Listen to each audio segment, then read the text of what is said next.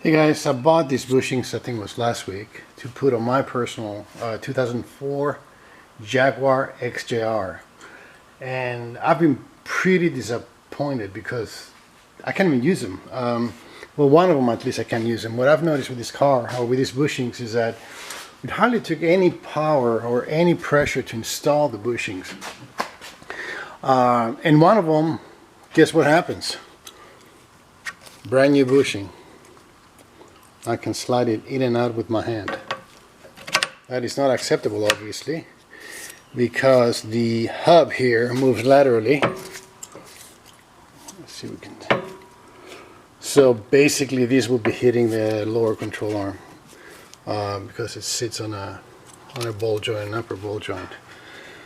So anyway, so I'm hoping I got a bad part.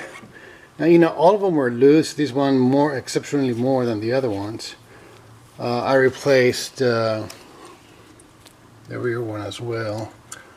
Again, this doesn't have as bad of a problem as this one. I did the other side as well.